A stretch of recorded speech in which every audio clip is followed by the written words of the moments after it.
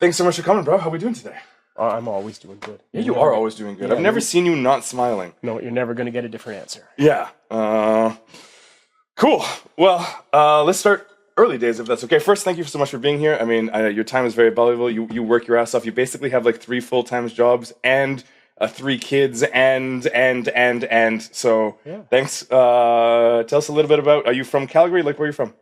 I'm from Calgary. Me and my wife are both from Calgary. Oh my God, both of you. Yeah, makes us a unicorn couple.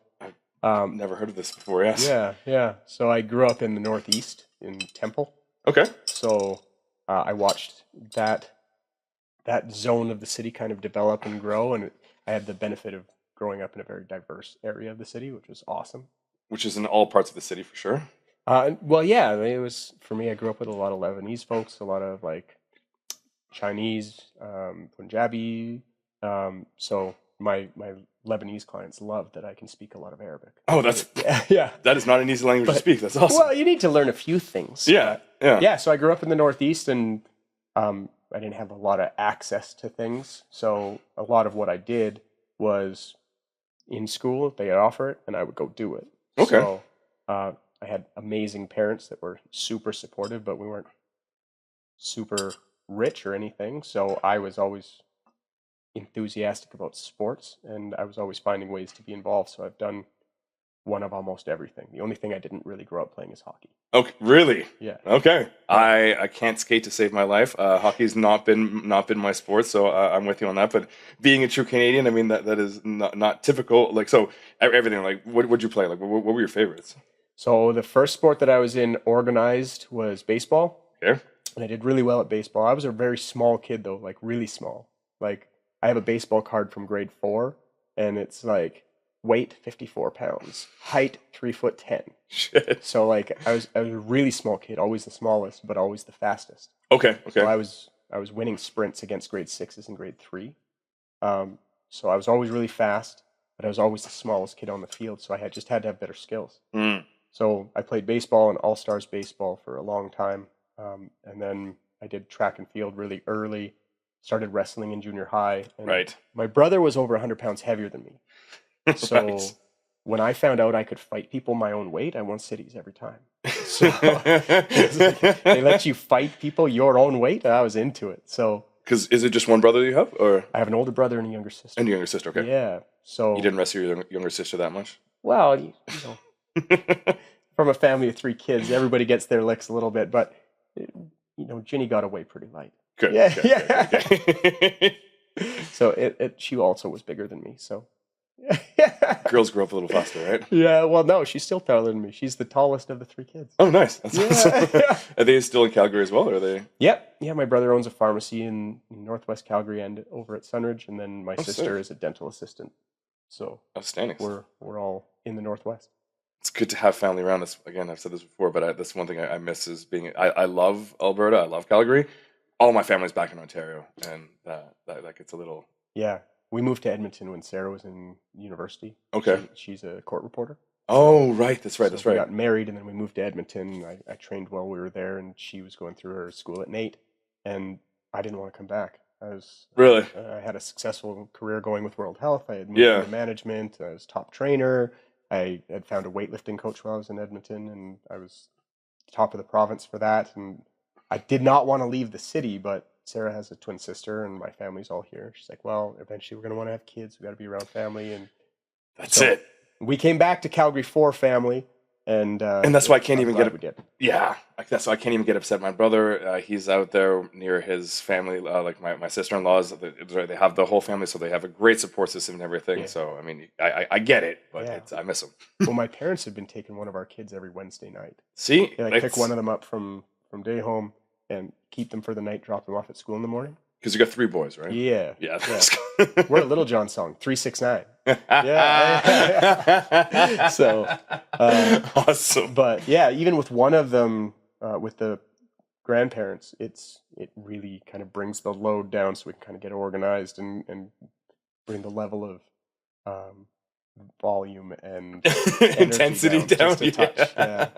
But that's having a great garage gym. Kids get a little bit out of line, and it's like, hey man, Head in there. You can do the monkey bars for a couple hours. Let's go. That's it. That's it. So Get some of that energy out. yeah, yeah, and they like lifting, so it's good.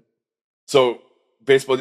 It sounds like you were pretty competitive through most of the stuff as well. I mean, wrestling. You're already you're competing in citywide I'm and wired for sound. Yeah.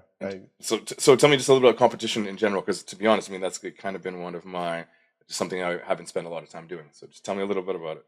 So in baseball, they do like all stars every year. They choose the top people, and have your summer baseball where it'd be like the best. And that was like the competition that we did there. When I got to junior high, my first year of basketball, I got player of the year. It was only sea-level ball, but I go as hard as I can and everything. And I was the Right. smallest, but I was the fastest, so it worked out okay. Wrestling I started doing, and I won cities that year. I did ping pong, I did badminton, I actually ran a 100 meter in 11:46 in grade 9, and I wasn't 5 feet yet. I was fast. So I competed at cities for track and field. Didn't do well there. There's people faster than me. But I competed. Yeah. I played piano and went to grade 9 rudiments. I played saxophone. I was gonna ask you about the music. I was saving the music for later. After all the yeah, thing, I was yeah.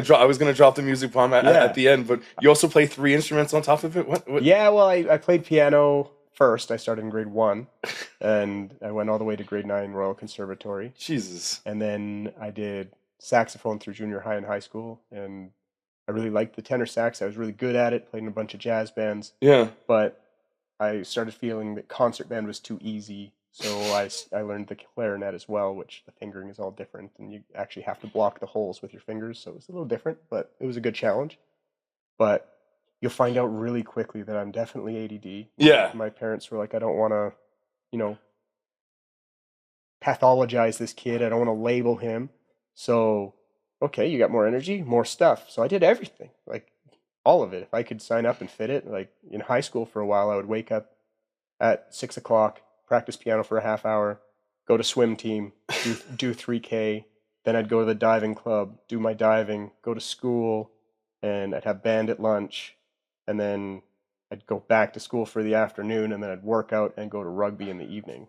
And then baseball if they overlapped. I'm tired just listening to that I fucking had day. tons of energy, man. So And how was school? Like academically, how did all that go? Because I mean, I really struggled with school. school was a breeze for me. Really? Yeah. The problem for me was that I was always goofing off.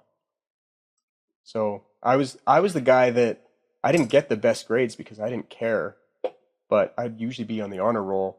And without studying. Yeah. You're. And then in junior high, we did the provincial exams, and I got the highest mark in the school for science. And when my teacher found out, like that, I can only describe the look that he gave me as absolute disdain. Like he was so mad because I was always causing trouble in his class. Yeah, yeah.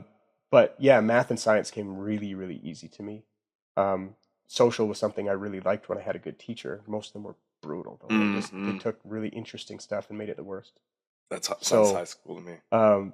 But yeah, school was really easy for me. I could have applied myself more, but I didn't care to, so I didn't. And apparently you didn't need to. Well, it's worked out pretty good. Sometimes when natural consequences aren't there, it doesn't change your behavior. That's a good point. Yeah. That's a good point. And I kind of wish it would have, but I was happy with 80s. And I was like, yeah, I'm doing good enough. I would have been very happy with 80s. But yeah, and I did skiing, snowboarding. I can do everything on water because I love that. In the summer, I'd have exactly 1 week behind my uncle's boat, and I can water ski and slalom ski and kneeboard and wakeboard. I learned how to do a few flips on the wakeboard, barefoot, air chair. I can do it all. I love it. So, but yeah.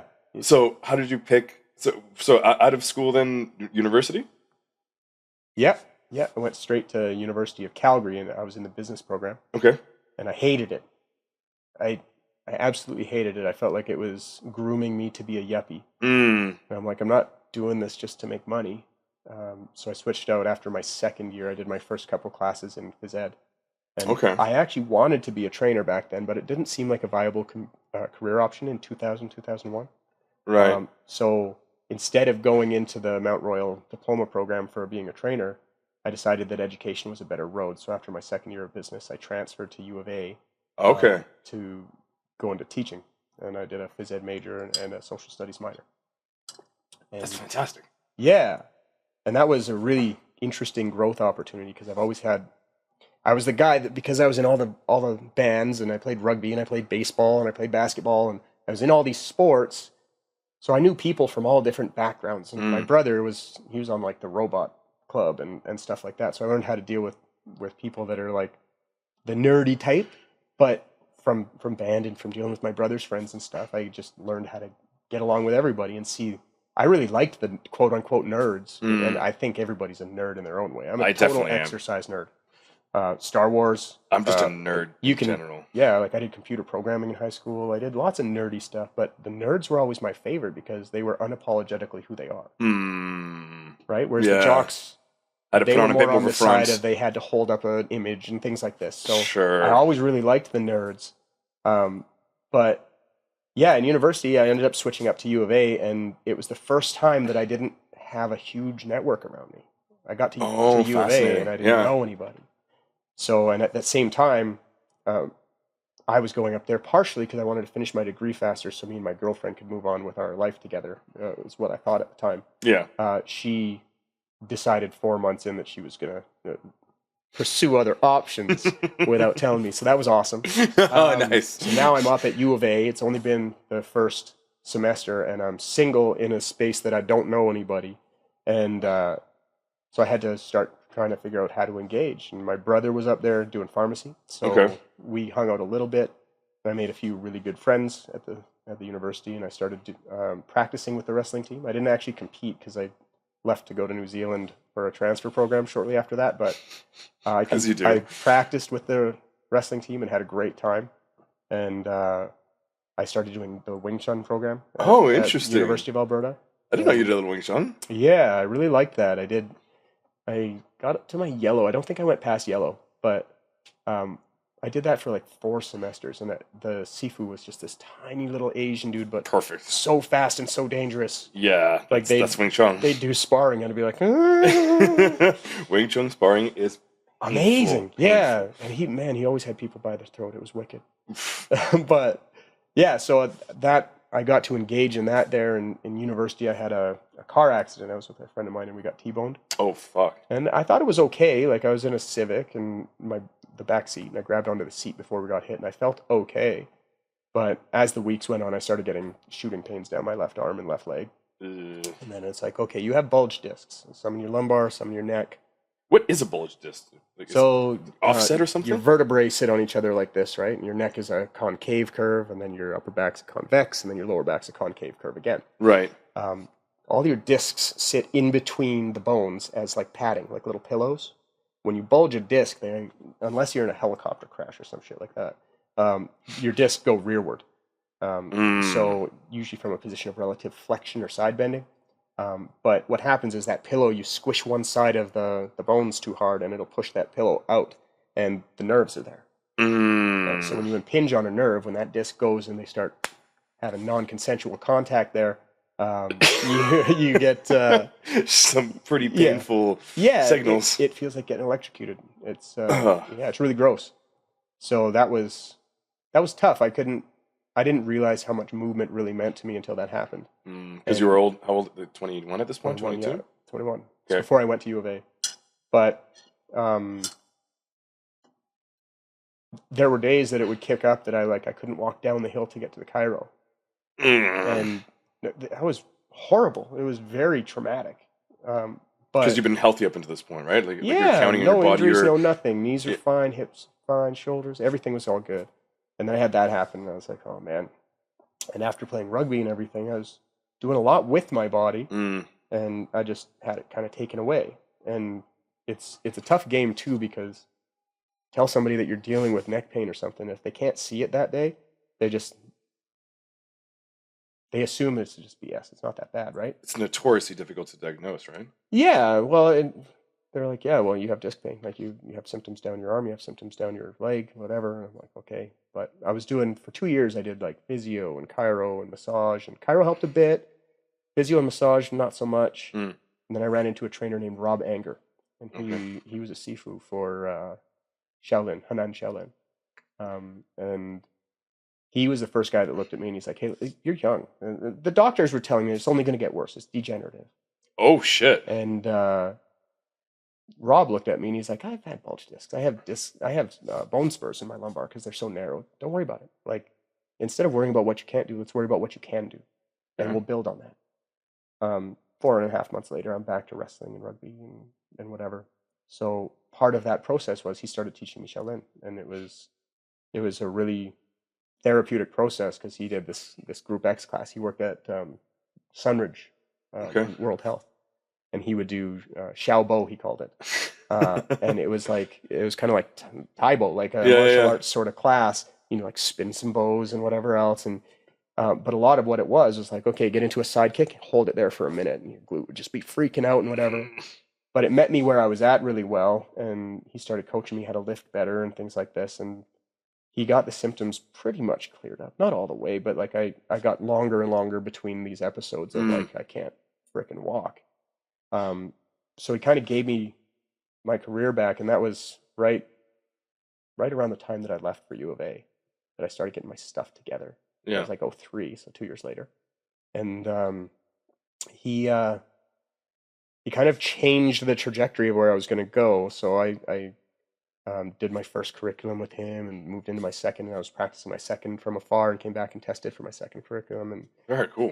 But it got me back two things, and I wanted to be a trainer. And after that, I was like, I think I need to do that. But when I convocated university and came back home, I started substituting, and I met my wife. I'd met her in high school, but the same friend introduced us again, and this time was trying to set me up with Sarah instead of her twin sister. Fraternal twin, not Christy. But I never went on any dates with Christy, her twin sister, and we just got to be friends. So I knew the twins, and her friend invited me to church at Center Street Church, and I went over and saw Sarah again, and I was like, And I was just out of a relationship that was not going well, and so I didn't ask her for a date for like 3 weeks. She still gives me crap about that.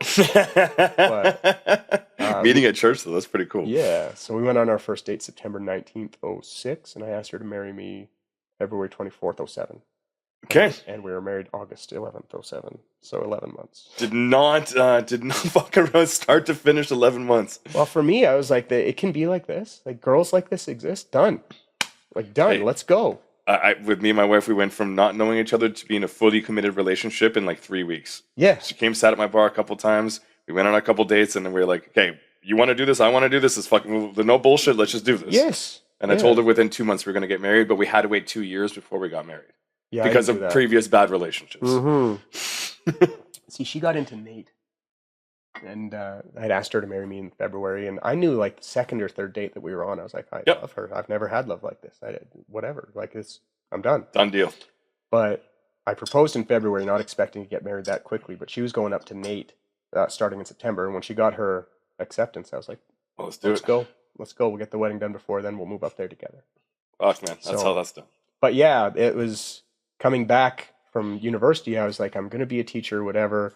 I started training as I got subbing, and I found out very quickly that teaching is a tough game, especially now, because their idea of physical education is teach them how to play badminton and then supervise them.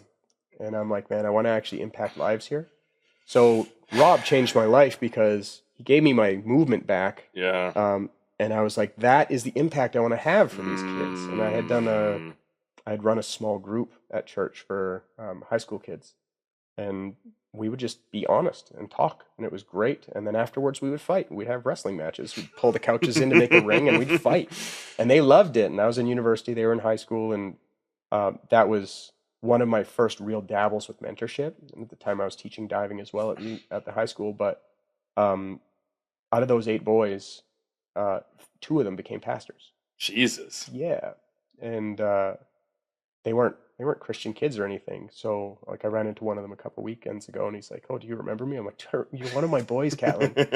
Like, you're one of my boys. You guys, you're like family." Like, it was a really, between Rob and my experience mentoring at Rocky View Alliance in the Northeast, I was like, no, I think the most valuable thing that you can bloody do on this earth is building into other people, because it's really the only stuff you leave behind. So when I come back to mentorship, because that is definitely one of the main topics I definitely want to get to, especially given all your experience with it. But so teaching, you're not having the impact that you want with the teaching, and so is this what leads to personal training?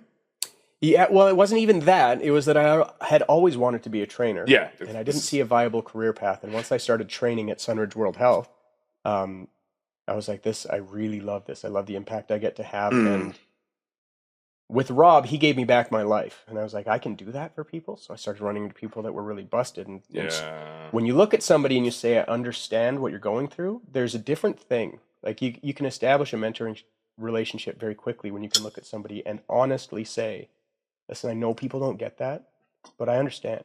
Yeah. And I deal with that to this day with what I'm going through. But that for me, I established really early what I was trying to do before I decided where I was going to go. And when we went up to Edmonton for Sarah's schooling, I transferred with World Health, and subbing at the time, I would get $150 a day, and you'd get like maybe 1 or 2 jobs a week.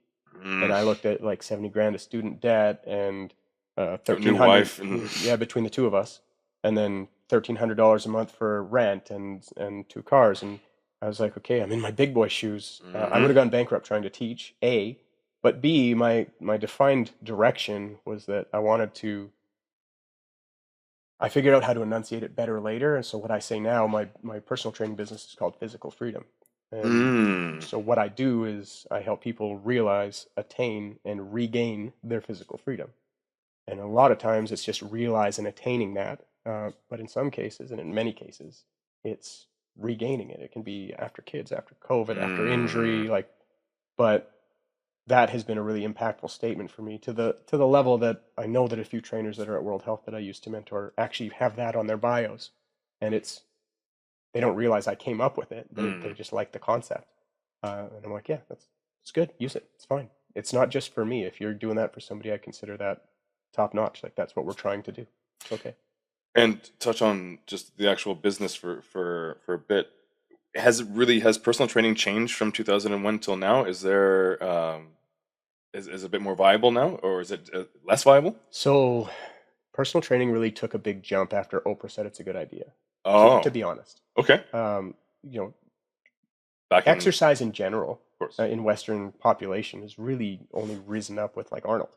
Like in the 70s, there was a really big kick up, but it was still like a really niche kind of freak market. A lot of them were, taking Dianabol and things like this. But when it started becoming more mainstream, it coincides pretty good to when Oprah Winfrey started talking about the value of having a trainer, truthfully. Okay. And then you start seeing a lot of things like infomercials for health products and then programs and things like that. When I started training, it was 2006 was the first year that I did it professionally. I'd been coaching people ever since high school, which ended in 2001. But in 2006, it was really just, there was personal training and that's all. I was one of the first guys to really do group training well. So my second year with World Health, when we moved up to Edmonton, I went from I'm a new trainer in Edmonton to top trainer in the company out of 26 clubs in 1 year. And part of that was out of necessity. I wanted to prove to my wife that I could do this thing, right? But the other part of it was I was a teacher. And all these trainers were afraid to be in front of a group. So I started teaching an abs class. And I was nervous, so me and my friend Diesel did it together. So we ran this abs class together. And then I started. Like Diesel, you better have abs. His name's Josh Martin. But everybody knows him as Diesel because we gave him the name Diesel. He weighs 330 pounds and he's 6'2". Okay, well you were allowed to be called Diesel at that point. Yes, so he still goes by Diesel. People don't realize his real name. He's still a best friend of mine to this day. But sick. We did our first Group X class together, and then I taught abs classes for ages because it was free for members, and I could meet more people and help them out for free. It was awesome. Sick. I'd get paid like $30 a class or something nominal, but it was really good for networking and helping people that wouldn't otherwise have help. So it was just group exercise and then one-on-one, and most trainers were like, oh man, training in a group would be so scary. And I'm like, I just came off of my second practical term. I had 28 coded behavioral kids in math 14 pass class, meaning they're doing so bad in math that we're teaching them grade 7 math in grade 10. Like, here's an isosceles triangle. Can you remember that? Isosceles, 2 sides the same. Isosceles. Like that's what we were working with, right? So when Dealing I with got motivated people who are there to actually learn the thing. yeah, Must have been. adults was easy, and I'm Yeah. like, okay, I'm used to big classes. Can I do 2, 3, or 4 at a time? Heck yeah, and it's cheaper for them. You're kidding. So what I did was I came up with something called the 4-point model of personal training, which was nobody had done that. And when I became a regional and the director of education a few years later, I would teach all the new trainers about it. And people are like, why are you giving that away? Aren't you worried? I'm like, no. If they do it, great. They help more people. This is not scarcity here. There's plenty to go around, and we want more people to help more people. It's okay. But the 4-point model was based off of like, okay, personal training is here. And a starting trainer charges people like 65 or 75 bucks a session, right? It's expensive. Yeah, and a starting trainer, 65 back then. Now it's 75. When we did groups, it would be like if you were charging 65 for one-on-one, a group would be 35. So you'd have 2 people there paying 35 each. Yeah. All of a sudden, it's affordable and sustainable. Yeah. And I was like, man, I can have 2 to 4 people in a group like that. Yeah, let's go. And then you could do a large group, and then it's 15 a head, and I'd have a group of 10. And then I'd run my abs class, which was like 30, and it was free. So I'm like, I have a price point per person that can be 65 or 35 or 15 or free. Perfect. I can help everybody. That's it. You're more concerned about the impact that you're having in terms of instead of the kickback that you're getting. And I still had all the things I needed to get done with me and my wife. Like my big adventure that I was going on was I wanted to prove to my wife that I could do this for her. Like I wanted some her to motivation know, there. yeah, I wanted her to know that like I'm there. You go to school. Don't worry about this. I got it. And that was a big deal for me. It's a big deal. Period. Yeah. So that was a career setting thing. My second year with World Health, 2007. It was 07 going into 08 was that year. And I got top trainer, beating a guy that people hadn't beaten a long, long time. And they're like, well, how'd you do it? I'm like, I tried to find something that would fit for people long term. I love people. Yeah. I love people. That's it. I just figured out options that would fit. It helps that I tend to have a really good time with my clients, and I'm an excessive extrovert. Like I had no idea. Big 5 personality test. Yeah. I'm 99th percentile extroversion. And my wife is like, yeah, I'm not surprised. Like many nights, it's like 11 o'clock. It's almost time for bed. I'm telling her story. She's like, hey, listen, shut up. It's time to sleep. She doesn't say shut up. No, doesn't have a nice way of saying? She's saying. She's like, hey, sweetheart, I just need to brush my teeth and pack her in. And what she's saying is, shut up. It's enough. I love you. Yeah, that's what she's saying. Shut the front door, bro. You got to go to bed. Yeah. So yeah, it's that helps that I get recharged around people. But those early years, man, to get busy, I knew that I had to be there, and I would work 5 a.m. until 8 p.m. 5 days a week. So I put in my time and put in my reps, and it worked out well. And, now we're in 2025, and I have banker's hours. I work 9 to 5. But that was hard fought. And really, the 4-point model back then, everything revolved around in person, right? Yeah, so what's the 4-point model? Yeah. It was one-on-one, small group, large group, and then the free group exercise program. Okay, yeah. From 2006 to about 2012 to 15, all of a sudden, online training became a thing. And online training, when it first came out, I was one of the people that's like, it's garbage, whatever, stupid. And then I started looking at it as, well, when I left Edmonton, I had 100 clients that I gave to other people because I was leaving. What if I could still help them and do their programs when I left? That would have felt great. It was already, the time had passed, but I was like, well, let's see if this can be good. Like, here are all the challenges. Let's see if I can fix these. So I started doing online coaching in 2015. It started out pretty brutal. Because what was the issue? Why do you think it was going to work? Like, so some of the tangible good things about personal training, you need to be in front of somebody. Okay. Like, you give somebody all of the classic model of exercise where it's like, okay, well, here's the exercise you're going to do. Here's the reps. Here's the sets. Here's the tempo. Here's the intensity. Here's the rest. Those are all the factors that you're giving somebody, right? If you give that to somebody and give them a perfect example of how to do it, how many times have you ever shown somebody a skill in martial arts and they replicate 100%? A 0? Well, maybe just Shannon with the right cross, but other than that. Yeah, you might find a unicorn here and there that nails it, but it's not consistent even if they do, right? No. So with personal training, if you just give somebody a program, the value of that program depends on execution. And if they're doing the wrong intensity, the wrong tempo, the wrong reps, the wrong technique, it becomes a different exercise. Yeah, and you have no way to impact that if you're just giving it to them and let them walk away with it. Right. Okay. So there's only so much value to a program, right? And so the way that I've done online programming, like when I had originally started, I would send them like a Google Sheet, and then they would have to read that and figure out what each thing was. And I'd send them videos, and then they'd send me videos back, and I'd type like, oh, you need to fix this, you need to fix that. And it was pretty clunky, but I kept trying to find an app, and I found an app called True Coach that I still use. And now when I give somebody a program, it comes up on their app, and they click on the exercise, and it's me explaining to them how to do it. And then they can put in their results, and they click every week exercise history. They see what they did last week, and they just try to kick the can down the road a little further, right? Okay. It's like I did 60 pounds last week. Let's try 61. Yeah. And I'm like, yeah, take that effort. Just even 1 pound a week. I don't care. Yeah. Right? Just keep moving it down, especially depending on the phase. Sometimes I'm not really concerned about it. Sometimes it's about better quality with the amount of rest you're given. There's a lot of factors like that. But of course, the way that I do it now with True Coach, they have all the exercises and what they're supposed to do with videos and everything.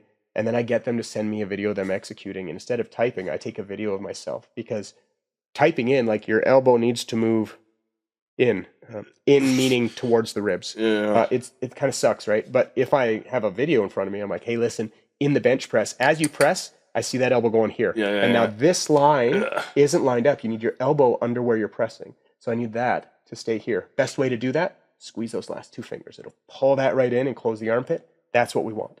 Completely different than... Completely different. Yeah. So then I'm like, hey, this can be viable, and it's also super affordable. So it's not the same service as being in front of somebody. You can't make those on-the-fly changes and whatever. And because of that, it has to be a different value. Okay, so it's not personal training per se, but it is something that can have value. I call it online coaching. Okay. You need to call it something else. Yeah, it's not exactly the same thing. And having somebody in, I do a lot of hybrid stuff where somebody will meet with me once or twice a week, and then they go and do their program once or twice on their own. I have a few people that come in once a month, and then they do their program on their own. It works with where they're developmentally at. But online coaching has been really good. And then, we opened up the Movement Studio 2 years ago. So let's go there, please. Yeah. That's obviously a big chunk of what we're going to talk about. Yeah, so the Movement Studio it uses FRS principles, which is functional range systems. It was developed by a guy named Andreo Spina. He's a chiropractor out of Ottawa. And I thought he started in Toronto. I'm from Ottawa. I thought it was Toronto. I think it's Toronto. Oh, I did my course with him in Ottawa. I think he is out of Toronto. You're right. Okay.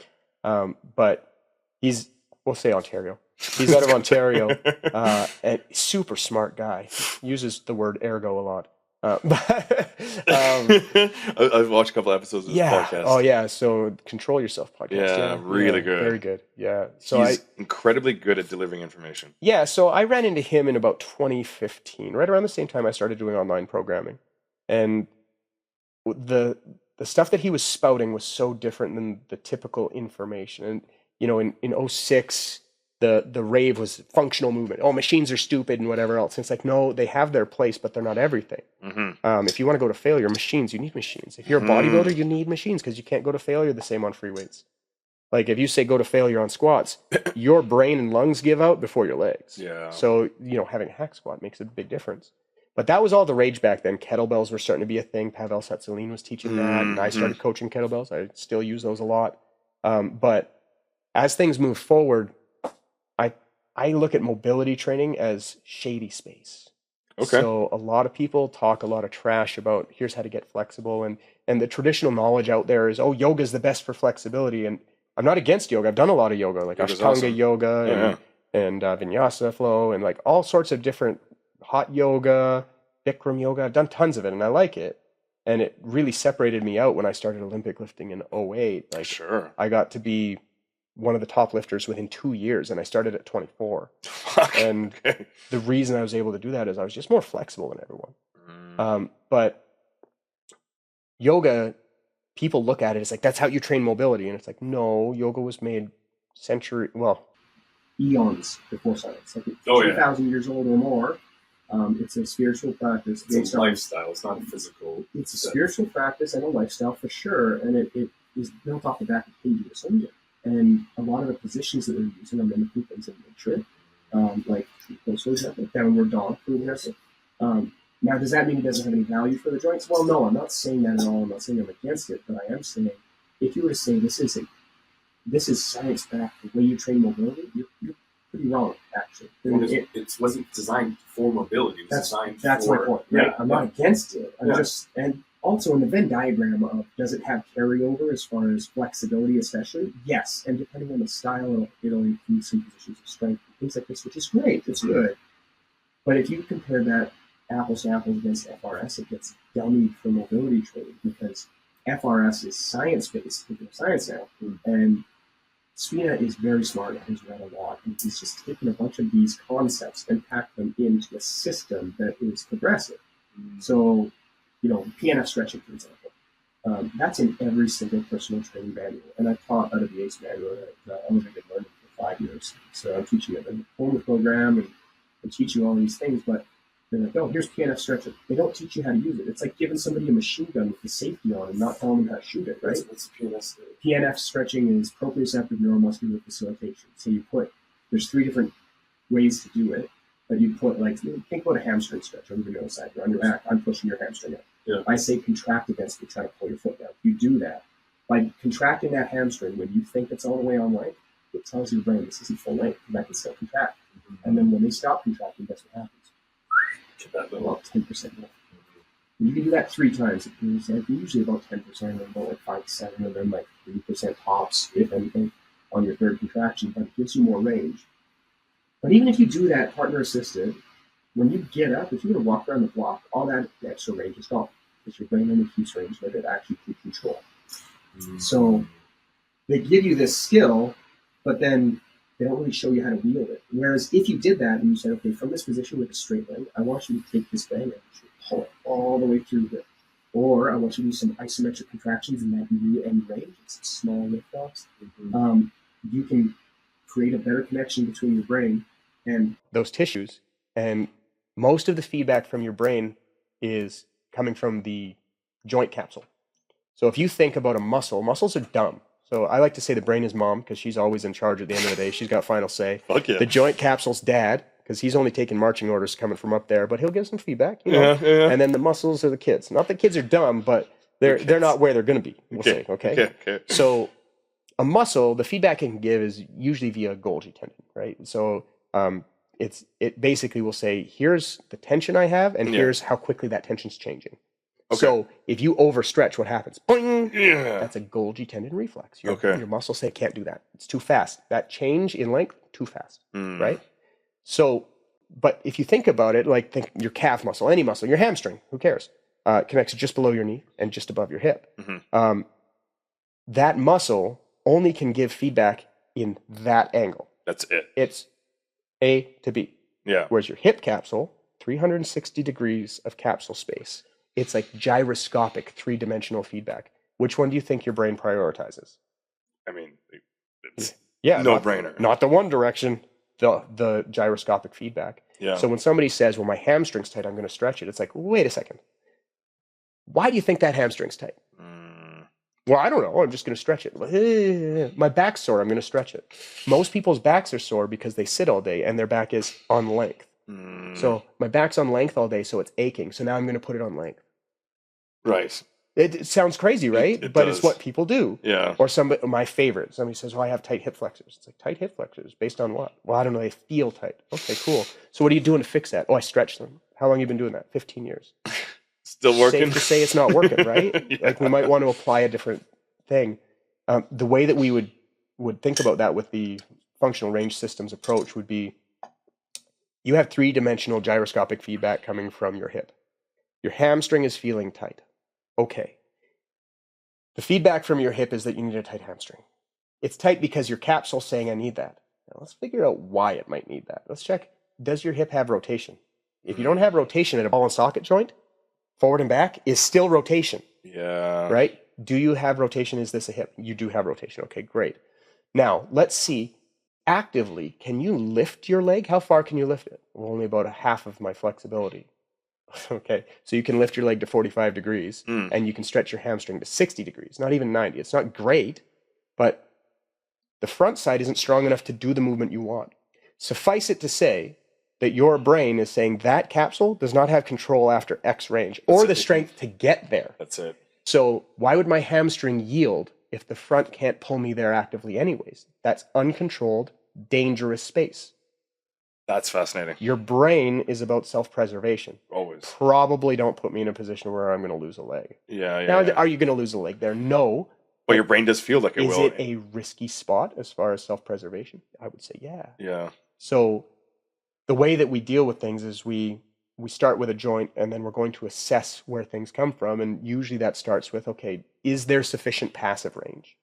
Well, if there isn't, we do not stop. Do not pass go. Do not collect $200. Address that. You need sufficient passive range. Okay. Which just means being able to move through the joint itself. Yeah. Can I just take it, and can somebody actively move me there? Right. Right? So if I can't get to a space, for instance, if I'm trying to reach behind me, if I'm reaching like this, if I can't reach behind me, I stop here. Yeah. It's like, well, I can't teach somebody to pull their elbow further than this because they can't actively get there. Yeah. There's this rule with your body. It sounds stupid. It is stupid. You can't do what you can't do. Right? So for somebody who has a wrist that won't go to 90 degrees, putting your hand on the ground for a push-up is probably going to hurt. Right. Right? So if you don't have sufficient passive range, you shouldn't be loading that.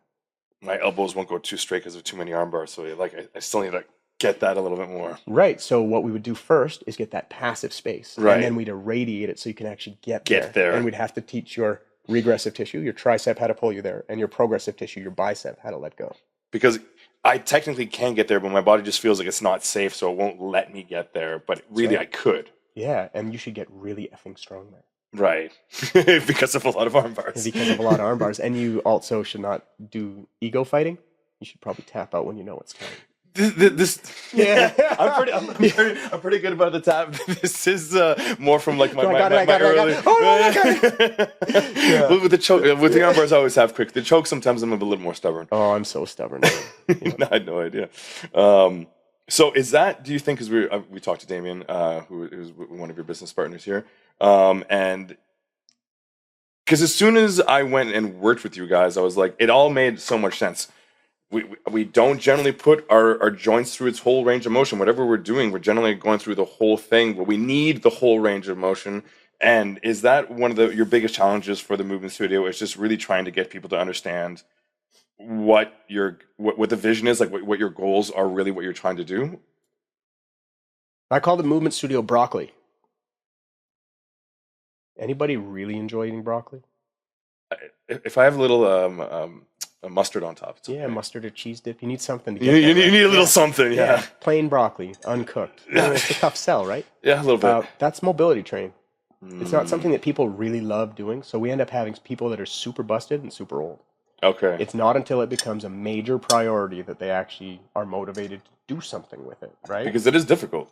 Yeah, well, it's freaking really hard. And the FRS systems, like what we use, is strength training in the end range. It is hard. You'll come out sweating. Tired. Your brain is sore like, the next day. Yes. Yeah. But for somebody to actually want to go and do that, it takes a lot. It needs to really show some good value.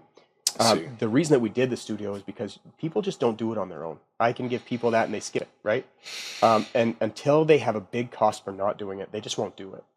So I often tell the classes, and it's like eating broccoli is way better with a group, especially got some mustard or cheese sauce. But that's what it is. It's part of why I teach 3 times a week, no less.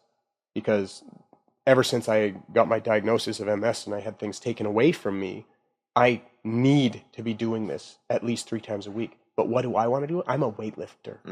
I want to lift, right? So it forces me to do the stuff that I need to do. So at the movement studio, the biggest challenge with it is having people understand 2 things. First of all, it's a very different language. If everybody's saying that over there is the color red, and you're like, actually, this is red. Okay. And you can see objectively that it's red. Yeah. But that one's also red, you know? So what do people do? They're like, well, I stretch a little bit and I see physio. And then, if it's feeling bad, I just go higher rep and lighter weight for a while. Like that's normal in our culture. Yeah. And in Canada, it's a really big challenge because a lot of people look at their healthcare as free, right? And they all especially previous to COVID, really trusted the healthcare system. So when you say it's time to invest in yourself, it's a tough sell sometimes. So that's a limitation for sure. Like just telling somebody like what you've been sold rep after rep after rep, you probably want to start with some isometrics because we can target this tissue and whatever, even though it sounds like it makes sense, it's a very divergent path from what they've heard. Yeah. So that's a little bit of a challenge. The other thing is it's not super enjoyable. The results from it are fantastic and you feel great. Like most people that come and visit the studio, they stand up and they're like, this is exactly what I need. And less than the majority of them actually stick around to do it. Yeah, when they're sitting on that couch, you know, an hour before having to get up, they come up with a lot of excuses of We why. got a comfortable ass life now, man. You remember when you had, like, if you needed to see a show, you better be there on time to see the show. Yeah. Now you can just record it, or you can check it out later on the online system. Like, for us, if there's a new episode of Transformers on Sunday, you get your ass up, or else you're gonna miss it. That's it. And like George the Jungle, if you weren't up fucking early, man, exactly. you weren't seeing it. So, yeah, that's one of the biggest things. But like Damien, when I met Damien, he was part of the reason that Damien's such a good advocate is I met him when I was teaching at ELA. Yeah. And he said, "Oh, I'm a gymnast." And as a teacher, I had everybody say things like, "Well, I'm this, I'm that," and they'd overrepresent what they are because I don't know why they do it, but especially when you're teaching a class, they would do that. And I said, "You're a gymnast?" He's like, "Yeah." I'm like, "Currently?" He's like, "Yeah." I'm like, "Carded?" He's like, "Yeah." I'm like, "Okay." Not trampoline and tumbling. No. Okay, there's rings right there. Can you do an iron cross? He rolls up into an iron cross cold. And I'm like, yo, real deal. Jesus, man. Yeah, but in the course, in the time frame that he was taking that course, I discovered that he was getting pushed out of gymnastics. And he wasn't getting pushed out because of his performance. He was getting pushed out because of injuries. Yeah. So his hands and feet were not hands and feet. They were flippers. So when I started coaching Damien, he just wanted his hands and feet not to hurt. Yeah. And when I started showing him these concepts from FRS, I'm like, dude, you don't have 90-degree bend and you're trying to do that on your hands, like handstand plunges past 90 degrees, but you don't have that space. So it jams and it hurts. So here's how we train to that. And then in the process, he wanted to learn Olympic lifting because I was provincial all-around champion. He liked watching how strong I was. Yeah. And so I started coaching him on that. And then he came to me and said, you know what? They just told me that even if I make worlds this year, which I will, that they're not going to let me go because I'm too old. And I'm like, okay, so you've been through surgeries and cortisone injections and all these things, and you're at the level, and they're like, no, you're too old? Yeah, well, I tell you what, give it 2 months. You need to think about that, make sure it's the right choice. But he ended up saying, yeah, no, it is the right choice. I'm leaving. Yeah. And now he's number 3 in the province for Olympic lifting. Damn. Yeah. Clean and jerking double body weight. So he's matched my clean and jerk that I did when I was Olympic lifting, but he still hasn't got to the snatch yet. And me and him both are pushing to get there. He's going to be the first athlete that I've coached to the level I was at. But all of that comes back to the concept of physical freedom. Like, what did I start with him? We realized what he was missing. We worked to attain those functions. And then once he did that and realized that nobody had presented him that, all he had was doctors and physios and stuff, and they weren't clearing the issue up after years. Once he realized there is a solution here, I'm actually clearing this up, I can do this, they said, you're too old now. Yeah, that's savage. So when I look at what he's accomplishing and what he's doing as a coach, when I talk about how valuable mentorship is, Damien is somebody that I've poured into heavily, and he's like my brother. People tell us we look alike because we're both short and stocky and have dark hair. But you guys kind of do look alike. Yeah, exactly. People are like, are you brothers? I'm like, yeah, basically. But everything that he's accomplishing is I'm super proud of, because he exponentially changes my impact, which when I came back from Edmonton and I decided I was going to take on my first personal training team, that's why I did it. I did the math on, well, I can impact about 100 people on my own. I have a team of 15 here. Well, between all of them, I could 3x what I was doing, which that math is funny, PS. That lets you know how much I was doing as one trainer. That's a lot. But I was like, I can 3x my impact with this team, so I'm going to move in. I'll make less money, but I'm going to go to management because I can have a bigger impact. Yeah. Damien is exactly that. Everyone that he sees, I've had a hand in helping. Not that I'm doing it at all, but because I helped start his pathway, and I'm there to support him still. He's still part of the Howden Movement Academy, and he's crushing it. He's doing great work. People are getting better, and he's really motivated by that. Yeah. And when he tells people, very much like me, I look at people and say, listen, I use this system consistently to keep the left side of my body together that is trying to die, literally brainstem side. And when I tell them this is why I'm doing it, for them, they're like, oh, dang. And when Damien says, I understand, like, I was getting pushed out of my sport because of X, Y, and Z. I thought that I couldn't train this stuff, but you can. I've seen it, and look what I can do now. It's what it's all about. We're trying to get in front of more people to change their lives for the better. And the first book that I ever asked Damien to read was Spark by John J. Ratey. Spark? Yeah. The last name Ratey. I don't think he would like it pronounced Ratty, so I say Ratey. But this book, by the end of it, I'm like, frick, fine, I get it. Exercise is good, do it every day, I get it. He's talking about the impacts of exercise on your brain chemistry. So he represents a ton of different schools in the States that have started this program where they do targeted heart rate training first thing in the morning before school. Mandatory. And they have to be above 70% for 20 minutes at least. And they have examples of schools that were like scoring in the bottom percentile on math that are now beating the Chinese since they did this. Because exercise like that gives you a spike in BDNF, brain-derived neurotrophic factor, which is miracle growth for new synapses. Jesus. So new learning, right? Yeah. Building pathways. Yeah, it balances out the 7 primary neurochemicals, meaning it's better research than Zoloft. It's better for ADHD, for anxiety, for depression. Not saying that people don't need those meds, but every time they study it, if they do the meds and the exercise, it's best. And if they did meds or exercise tends to be better. So the whole premise of the book is, okay, so you can learn better, you can be better affect, meaning more yourself. Yeah. You happier person. And I hear parents all the time tell me, I'd do anything for my kids. And I'm like, hey, money where your mouth is. Why aren't you exercising? Yeah, I see a psychologist. I have days that are really bad that I can't move. Yeah. And making that adjustment from I'm the strongest pound for pound guy in the province to like I can't run at all. So let's just some details there. So you literally, you're I'll finish this thought, then we'll get there. Please. So I see this guy to talk about that and to kind of figure out where I'm at emotionally with it and things like this. And I tell him directly, straight up, I'm like, what you do is great. It sucks without what I do. Because you're dealing with people and their stuff, and that's important, and they need to talk through it. And I very much believe that everyone should see somebody. I'm obsessed with therapy. I believe with it. But therapy is more valuable if somebody's actually looking after their brain chemistry. Couldn't agree more. That's not me being aggressive and saying, well, exercise will fix you don't need therapy. I'm not saying that at all. What I'm saying is what a therapist does is going to be best done when somebody's looking after their brain chemistry. Well, it's like, if you can exercise as much as you want, if you still eat like shit, right? This is just another component that you need to do. You need to take care. You need to talk to the right people, and you need to be able to put your body through the right things. Totally. Mental, physical, and spiritual health are all a real thing that I believe in, and I think are objectively true. And they need different sources, right? One is not going to solve the other one. Yeah, I've talked to a lot of people that they So Kaylee is like my little sister. She worked with me for years, and I've coached her in fitness since 2007. Jesus. And one day she told me she was depressed, and I said, no, you're not. You're just making bad decisions.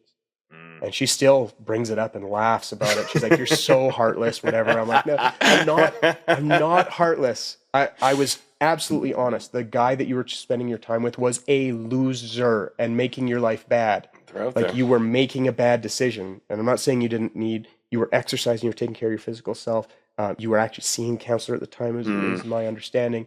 But you were making bad choices. They can tell you, listen, here's what you need to work on for yourself. But if you have somebody that is doing illegal things in your space and not paying you rent and treating you like you are not good, that's a bad choice. I would feel depressed too. Yeah. So like with all of that, we probably deal with that, So, but yeah, the MS thing. So I started Olympic lifting in 2008. I was in Edmonton. Somebody saw me single arm snatching 125 pounds. And they're like, how much do you weigh? I'm like, 160. they're like, you need to see Larry. So they introduced me to my first That's such coach. you need to see Larry. Yeah. He was an old guy too. His name was John Billheimer, and he was jacked. He's like, you got to see Larry. So I went to meet Larry Mather, and he had a national champion out of his weightlifting club for like 30 years in a row or some crap like this. And he was a former teacher, and so we had that in common. He was 74 at the time, I think.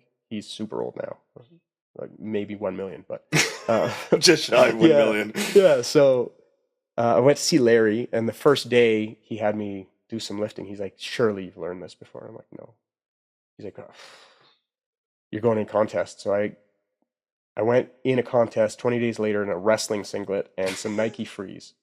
And I won. I power snatched 85 kilos and I power clean and jerked 115. I just learned the lifts. Because Olympic lifts it's 2 lifts, right? It's the snatch, which is floor to overhead in one go, right. And then clean and jerk, which is up to your chest and then up overhead. Okay. And power snatching and power cleaning means I'm not even going under. I'm not squatting. I'm just like, whoop. Because I didn't know how to lift very well, but I was really strong. So I won that contest. That was the Hokkaido Cup. So they break it out by classes, and I was in the lowest class, and I beat everybody there by far.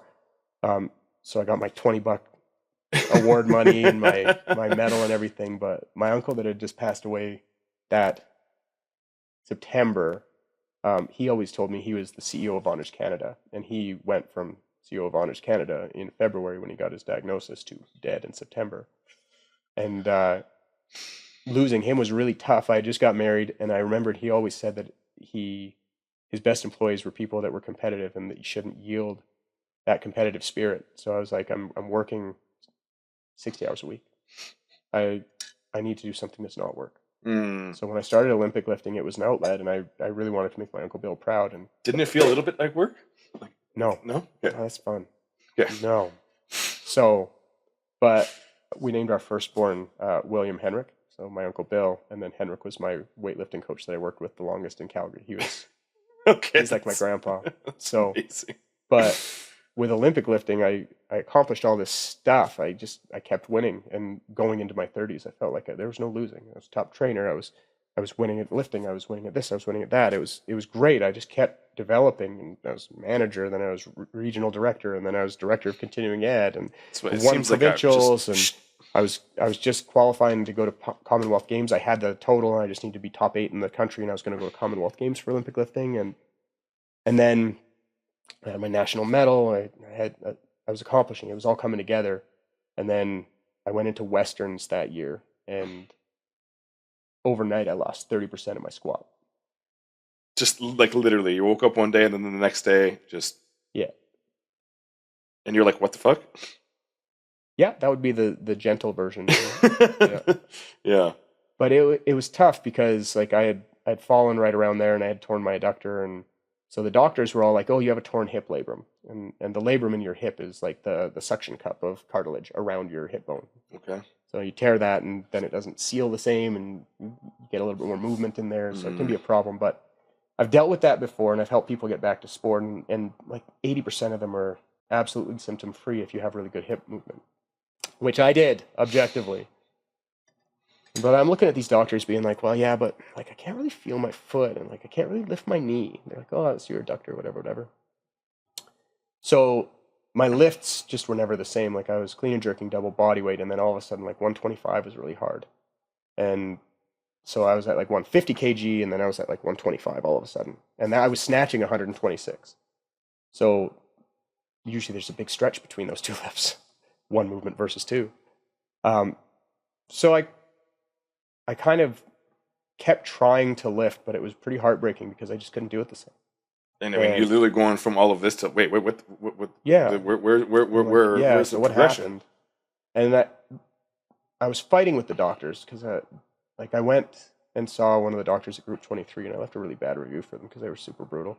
But he sent me to see this lady that does acupuncture because I was getting running neurological symptoms down my spine. And she's doing needling on my spine and whatever. Okay, tuck your chin. Do you still have it? Yeah, I still have it. And then she asked me to jog down the facility. And I was like, I don't run. I'm an Olympic lifter. And I jogged. And she yelled at me. She's like, you didn't tell me you have drop foot. You have to tell me the whole story. I'm like, whoa. Wait, slow down. I don't have drop foot. She's like, yes, you do. What's drop and foot? it's like when you go to lift your foot, the pinky stays down and you go to put it back down. It's like it just drops, just falls. And so she's yelling at me and I'm like, no, like I don't know what you're talking about. Why are you mad at me? So I left them a bad review. I was angry with them. But then I went to see Roger Menta. Roger Menta is a chiro, and he helps Andrea Ospina teach functional range conditioning. And I had been in the course in Ottawa with them. Okay. So I went to see Roger, and I said, Roger, man, what is going on? Because this leg it's been a big problem, right? And Roger was like, he did an assessment on me. He's like, you move way too good to have this problem, dude. You need to get in front of a neurologist. And this is almost 6 years deep. 6 years from the start of issues. Yeah, and I was like, okay, maybe I will. And then I came out of the steam room at World Health Edgemont, and I remember coming out. I couldn't get my clothes on. I couldn't walk. And so it took me about 10 to 15 minutes to cool down. I got in a cold shower and whatever, and then I went and finally got my clothes on and hobbled upstairs. And I looked at the manager at the club, and I was like, I'm worried this is something worse, like MS. And she's like, don't say that, whatever. So I'd seen Roger. He said, find a neurologist. So I reached out to my brother, a pharmacist, and said, I need you to find me a neurologist. Find somebody that'll talk to me. This is brutal. It's been 6 years, man. So my brother reached out to his network, and this guy named Scott Jarvis reached out. And he said, I'll see him. So I went to see him, and he did an assessment. He's like, this doesn't have an MS flavor or anything. Like, there's something going on for sure. But he had me in for a brain MRI in 2 weeks. I waited for my hip MRI for 2 years. I was like, uh-oh. So I got it back, went to see him. We had just had Lucas, our second born. And I remember sitting there with my wife and my son, and he was like, dude, you have raging MS. You, looking at your health history, you've had this since 2006. Like, you have hundreds of lesions. I can't even count them all. And that's only your brain. They're down your spine, too. Like, how are you functioning? And I'm just sitting there like it was tough. And, like, we got out to the car, and I didn't know what to say. I looked at my wife and I said, sorry. Shit. Yeah. And that was tough because, like, I felt like I let her down and I hadn't done anything but win. And then I had this big period of challenge, and then they give you the answer. And it's like, this has always been what it is. And is it in part, like, do you think that you were in such good physical state that it just kind of compensated for your issues for so long? So, like, was it even in part, It's like 1,000% what it was. Yeah. My neurologist is like, your brain scan and your function don't line up at all. Like, keep doing what you're doing. I just recently realized that he's not been sharing with me what my spine looks like. Right. I've got a huge gap in my neck, and he knows that I know. The brain stuff, I have over 80 lesions in my brain, just black holes that are gone. But neuroplasticity means you can make another pathway around that. Thank God. And he's like, dude, the amount of exercise and, like, the way you eat and sleep and whatever, you just run through that like it's nothing. And I'm like, well, then how come I'm having such a hard time getting my left side back? Yeah. And then I got an MRI back, and I was like, I went and looked at it myself, and I said, hey, what's that? Look at my neck there. What's that? And he's like, that's probably what's causing your movement stuff. I'm like, you didn't tell me that? He's like, yeah. I'm like, why? Because you think I won't stop trying? He's like, well, you know that they're like silk bands all the way down the column, and when one's gone, there's not much real estate to move around it. So all those brain ones, they don't matter for you. You can walk through that like nothing. You did, but your spine, it is what it is. Yeah. I'm like, well, yeah, I will refute that. I'm not stopping. But yeah, that was a bit of a kick in the face. And with my company, I had stepped up with them throughout the way, and things had gotten bad at the company because they had taken on a new CEO, and they changed a lot of the stuff that benefited the trainers. They started, as they were making less money, and we had, Good Life doubled their footprint in Calgary. Oh shit. And there was a lot more competition through CrossFit gyms and small studios and like Orange Theories and things like this. So they had taken a big hit in membership, and so they were squeezing everybody to be more productive. And the training teams held up really well, but you can only do so much when you don't have as many new members coming in, right? Of course. So they started blaming everybody and started taking pay away from the frontline people, even though the top end people didn't have any money coming away from them. Of course. So I ended up in 2021, they were going into their last COVID shutdown, and I was like, hey guys, I'm out. And that was shortly after I'd met with my boss that had been my boss for ages. I'd been regional since 2012, and it was 2021, so 9 years.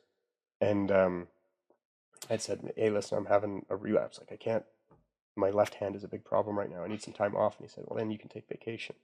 And I was like, 15 years with this company and you're going to treat me like that? Yeah. For He's like, well, like he's like, bring a doctor's note. I'm like, so wait a second. You want me to go and see a doctor to verify that something that I'm not happy about is happening. Yeah. So you want me to confront that. And then you want me to bring that back to give it to people that I don't trust? I'm not doing that. So shortly after that, he was starting out a meeting and I said, hey man, I know it's a weird way to start a meeting, but I quit. Yeah. So, and then they went into the last COVID shutdown 6 days later, and they also went bankrupt 6 days later. So I started my business 7 days with a newborn, our third. Oh, God. And it was the last COVID shutdown, and it took me about 3 months to replace what they were paying. So I was like, yeah, I think I waited a little bit too long. But since then, I've started up my mentorship program. I've got 8 people on the mentorship program, Howden Movement Academy. And then I've got the studio, Calgary Movement Studio. Yeah. And then my in-person and online, which is Physical Freedom. And then I recently purchased a share of Evolve Strength Sunridge. Oh, nice. And then Nice. Coach to Client, which is a CRM system for businesses and trainers that connects the coach to the client without the coach having to do so much work. It's like That's automated. This is the technology kind of angle that you're taking on that, right? So like if somebody's like, hey, what does your schedule look like? You just send a link and it gives them all the available options and they can book in. And once they're like a 1 time a week client, it automatically will send them a text if the system doesn't recognize that they have an appointment 3 days before or 3 days after. It'll prompt a text message from you saying, hey man, have you had a chance to book? So little things like that, and mailing lists and social posts and whatever. It does time saving that, kind of stuff, right? But yeah, having left the company and setting all that up, it's been way better for my health too, because I don't demand of myself that I have to work past 8 p.m. at least 2 nights a week. So I get more time with my kids, more autonomy, and as much as I'm grateful to them for all of the experience and skill set that I walked away with, having educated every trainer that came through the door for 10 years, it was time to go, and it's much better since I did. But it was a hard call because the relationships, another kid on the way, man. Like, yeah, that's some stress. But for me, the relationships that I make are the things that are tough, right? Because I don't just work with people. I actually care about them and get to know them. And I was at a lot of my employees' weddings, and for me, saying I'm out of here, I felt like I was just leaving them to the dogs. And my team went from 29 to 2 overnight when I left. So a lot of them took off too. So what, if I say, do you make a distinction between leadership and mentorship? Yes. Can you just give me, what do you think the difference there might be? So leadership is more a relationship where there's a clear understanding that you're in charge of direction, which is true. Mentorship is different because you cannot be a mentor without an apprentice. Interesting. Okay. Right. So the relationship is different, and the financial terms of it are different for sure. But of course, there's an innate understanding with the mentorship relationship that they're actively engaging in it. With leadership, somebody can be part of the team and they understand that they're kind of beholden to the leader, whether they like it or not, right? Whereas in mentorship, there's no such thing as dragging someone along that doesn't want to be there. Ideally not. I mean, because I've said this a couple times, but I think that's one of the craziest parts about our world today is that mentorship has been like, if you go back any time in history, everything was through mentorship. If you were, you were going to be, your dad was a carpenter, so you were going to learn from the carpenter, right? You're going to learn from the barber, whatever. And I feel like a lot of that has just been kind of lost in our society these days. And I think it's so important. So, what's been one of your biggest ways to do that, to really engage in these healthy mentorship relationships? One of the biggest ways is that I'm very clear that I don't need it, which sounds mean, right? But I think one of the things that we run into that's a big challenge is that people have a different level of respect. Like if you think about the level of respect that we were brought up with our elders, right? A little different than these days. It is. It's very different. but also because people can kind of go access information on their own. We don't have more information now. We just have easier access. Well said. The challenge is, like, as a teacher, you can look at chart after chart on access to information, exponential. You used to have to be wealthy to have a library. Oh yeah. It would be It's a status. It was a status symbol. it was huge. Like in the 1800s or 1700s, if you had a library, you were top 0.1% because you would need the building, you would need the books, you'd need security. You need to learn how to read. It would be crazy, right? So top 0.1 percentile maybe would have access to that sort of thing. So the access has gone way up, but there's not actually more information. There's just a lot more access to it. In that same time period, people's ability to deal with that information and process the information has gone way down. Yeah. And also attention spans has gone way down. So reading comprehension, attention spans, verbal intelligence, all of those things are big dives. So the challenge is now people have a lot less respect, I would argue, but I'm also getting old. I can't make Simpsons and Seinfeld references in my classes anymore because the kids don't get it. It's crazy, Yeah. eh? Come on. But I thought getting old was going to be like a slow march. It's more like a slap in the face with a wet sock. It's impressively, boom, yeah. you're old now. Fuck. But yeah, so they have way more access. Their ability to chew on and process the information isn't better. It's actually far worse in a lot of reports. But because of that, a lot of people, without the respect and the understanding of the value of the information, I named my first son after my weightlifting coach because he's like my grandpa, and I really respected him, right? That's a mentor. And you don't see much of that anymore. People aren't as willing to engage in the relationship. They're like, I'm just going to go do it myself. So if my mentorship program, part of the way that I set it up, identifies very quickly whether somebody's actually going to do something with the information. Right. So I don't need to tell people to leave. They'll leave. They're like, oh, I don't think it's worth it. I'm like, well, good. If you don't think it's worth it, you should go. You're looking for those people who can see the value, who do think it's worth it, and going to show up Right. every day to engage on their end. Hey, if you want to challenge the master, go do it. You can't do it here, though.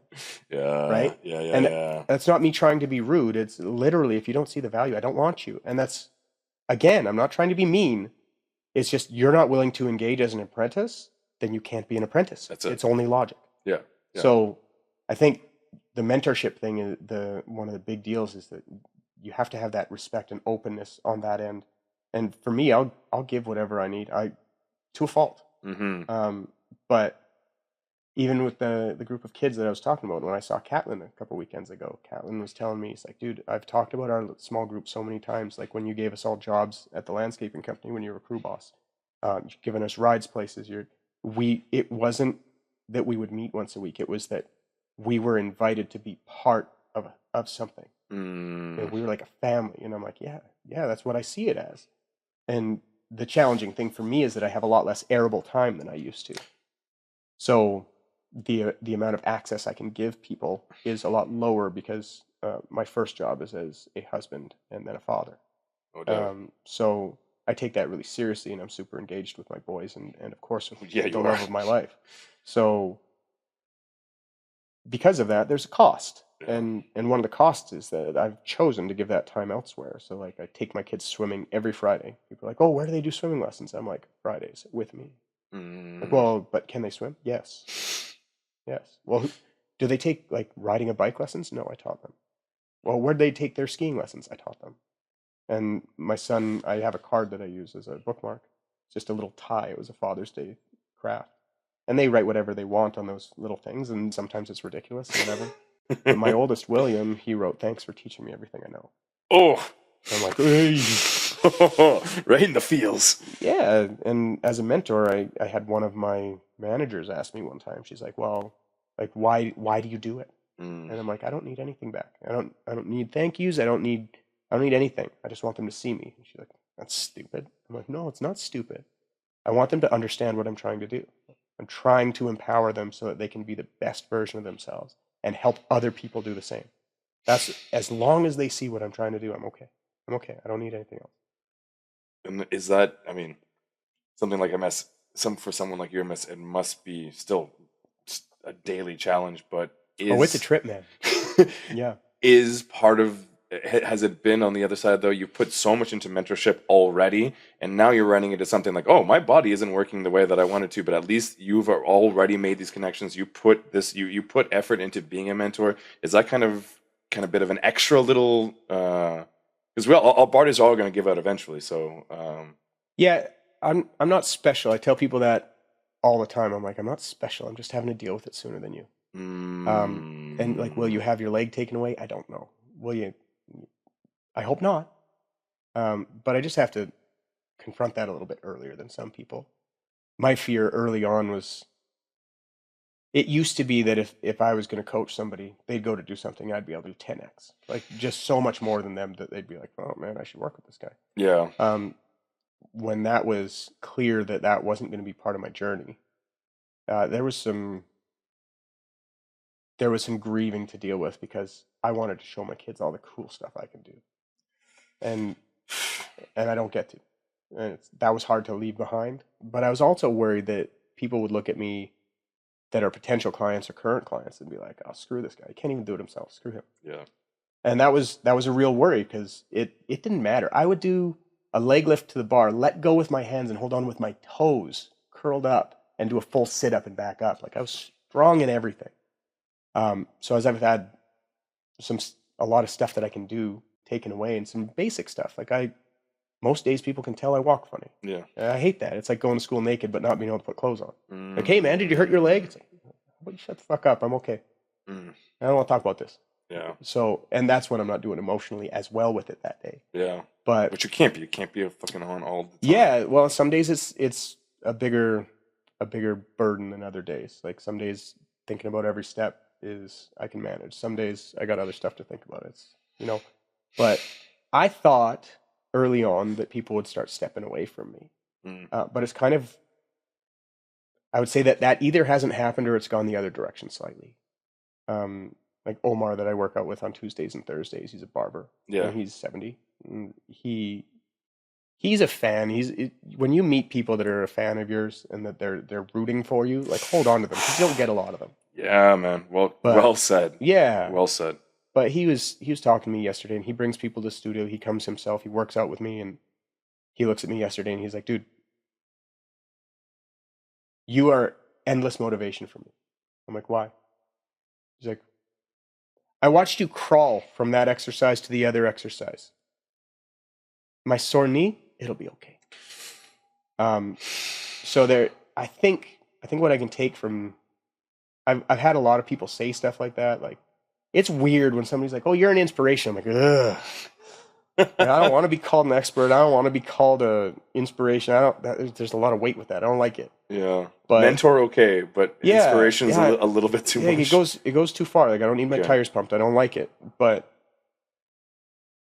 I understand what they're trying to say when Omar says something like that, because I think there's value to be taken in the way that you bear your burdens. Mm-hmm. So, like, watching somebody do the good stuff, watching somebody execute what they love, watching people do that. I love watching people do the things they're best at. I don't care if it's coding.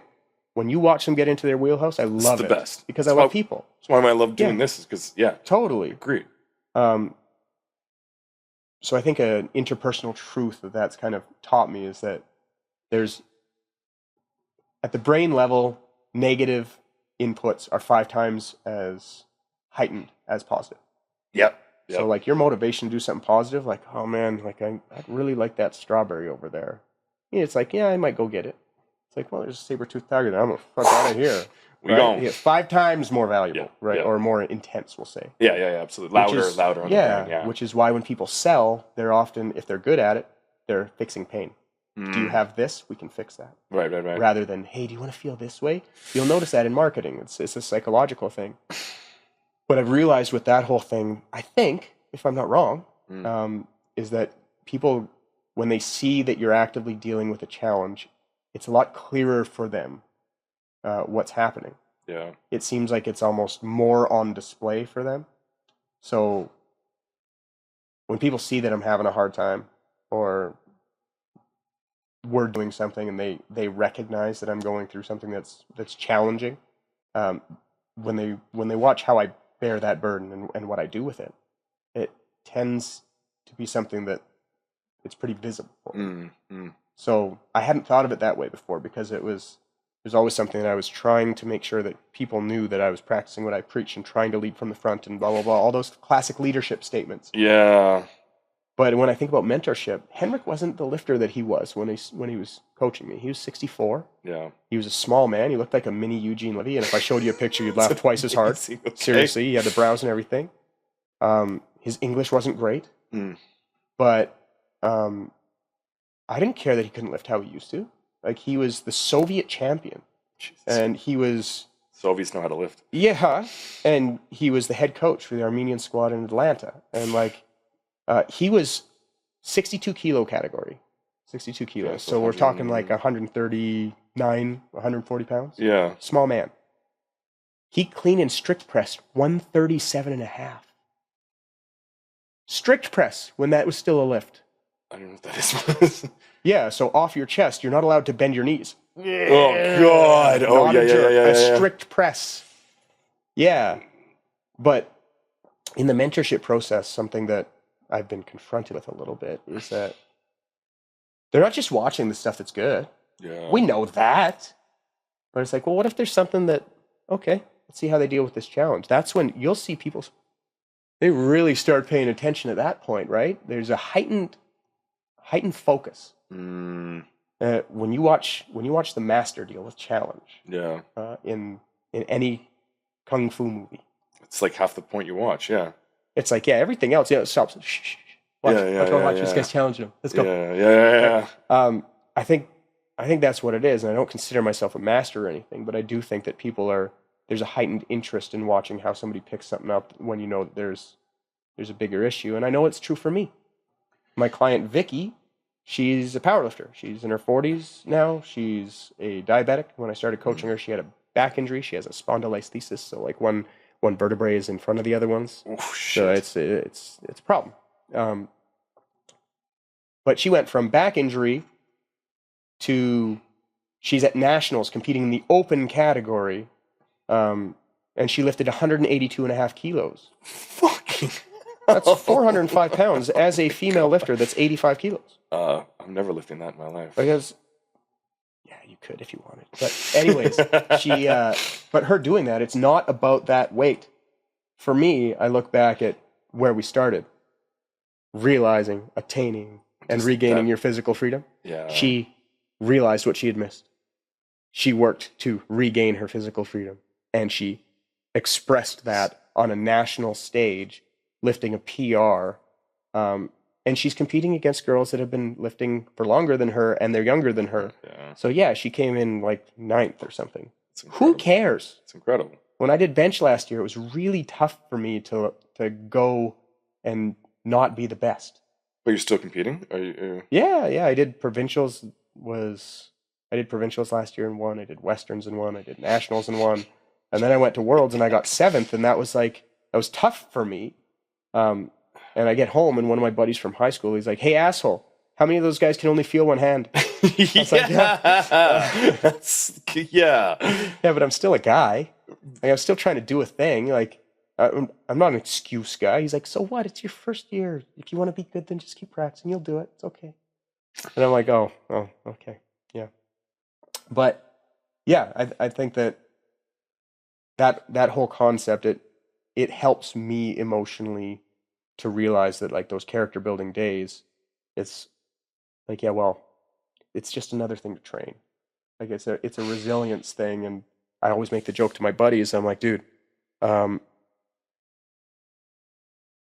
with all these character building days and weeks, I thought I'd have some by now.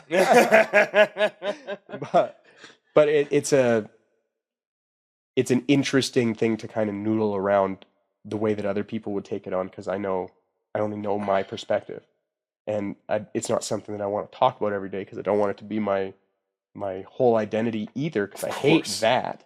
But it's something that, like, on my level, I've got to deal with often. I'm confronting it every damn day, so I have to make an effort not to mention it sometimes. Yeah. Like, yeah, hey Curtis, how you doing today? I'm doing very good. I am doing very good. I'm legitimately a really happy guy. Yeah, you are. Like, oh, you seem a little bit quiet today. It's like, yeah, I think of every step how to get here, because I'm dragging my left leg a bit, right? I don't say that to people because it's a bigger burden on them. It's like trauma dumping. It's a bigger burden on them than it would be on me because I'm used to it. But then you can hold that position, right? You can just be that person, and I think that's so often what we need as mentors is not to hear a lesson, is to be able to look at someone and just like that's someone who's living life well, right? And I think talk is cheap, and just you're walking the walk, and even just being your neighbor. I mean, it's been a real pleasure to have you around. I need to be respectful of your time because we've gone over a little bit already. But the last thing I'll say on please. mentorship, what you're saying there is there's a lot of things that are caught and not taught. That's why I think it's really important that a mentor is willing to do what they say, for sure, but also that they're willing to bear their load. Yeah. Because we're all going to have to deal with something. Yeah. The way that we bear that's some of the information that for anybody that's involved with us, they catch that shit. So. Yeah, man. Yeah. Appreciate the hell out of you. Thanks for having me, man. Thanks so much for coming down. If anything, we'll put in the show notes just about Mobility Biz or anything. If people want to find you, is there any Instagrams, all the things, just let people know where they can find you? CoachKurt.h is my personal Instagram. Okay.